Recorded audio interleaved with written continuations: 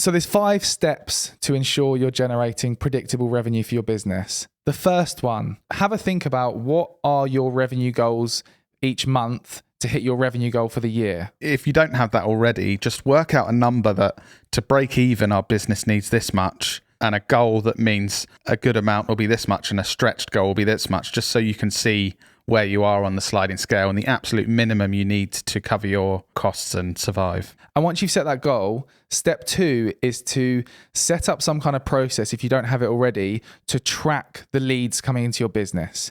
Now, there's a really great tool we use called HubSpot. There's a free version. Whenever a lead comes in, you can input that lead so that it's all tracked digitally and you've got all of that data there. So you need some kind of way of tracking how many leads are coming in. You may already have this. If you've already been tracking this kind of data, then that's great. But if you haven't, you need some data to make this work. And this is relevant to businesses of all sizes. If you're someone who makes model trains and you're one guy who just gets people phoning them, like, don't just think, oh, I don't get business leads. Like, they are your leads. If Tommy's calling up going, I'm thinking I might get you to produce another big old steam train. I don't know anything about model trains. That's what you'd be recording, right? Tommy's called and said he might be interested in the big old steam train. So you've set your goals. You've tracked the leads coming into your business. You probably need 1 to 3 months data to make this work, but the more data you have, the better. So you've been tracking leads for a month or 3 months or a year. You know, right, every month I'm generating X amount of leads on average.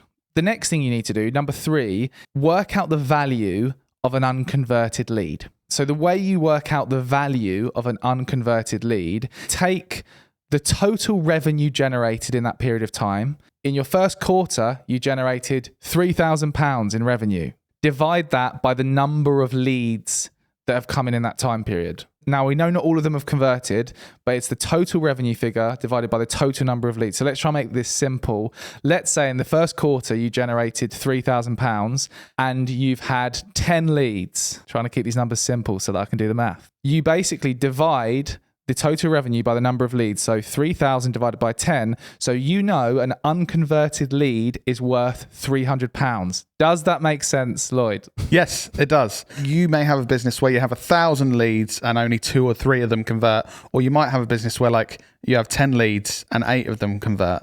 The same calculation will work. So no matter how many customers you had to convert to get to that, it still works out. Once you get to this value of understanding how much an unconverted lead is worth to your business, you know, if that phone rings, you know that on average, that phone call is worth £300. So if that phone's ringing 5 times this week from different people, you know, £1,500 on average, that's going to be worth £1,500. And it might be that one week that's worth £1,000 and the next week it's worth £2,000 because, you know, you have good and bad weeks. But over time, you'll know that it's at that level.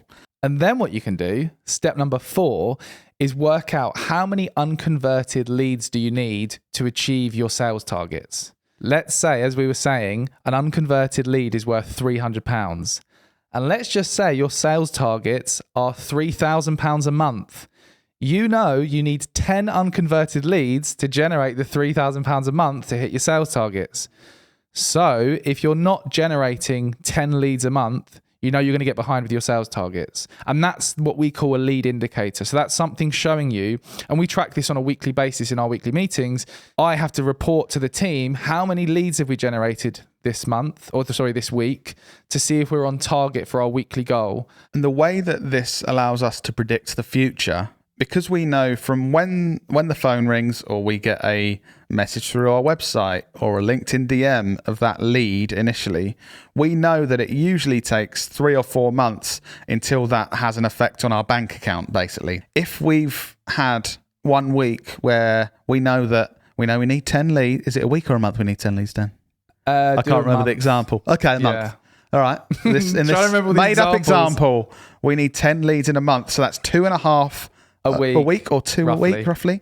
So if we've had a week where we've got no leads, we know, oh, hang on, in 3 or 4 months, if this continues, we're going to have a real issue here. Yeah. Or if we're like, hang on, the last 3 weeks, we've had 5 leads each week.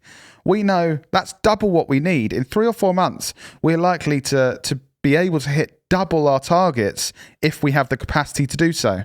Step 5 is tracking this on a weekly basis and then making appropriate changes if needed to ensure you're going to hit those numbers in the future weeks. It could be making changes to your marketing strategy. It could be trying and tweaking different things. It could be making more calls, trying to make those changes so that you know that you're going to hit the numbers you need to. If you just sit there and look at the numbers and know that, oh, we're not achieving what we need to achieve and not doing anything, nothing's going to change. If you're in a bigger business as well and you have the resource, you may have things that you know can increase leads if you need it. So you may know that, okay, our Google PPC campaign, we know we have to pump about this much money into it to get this many leads.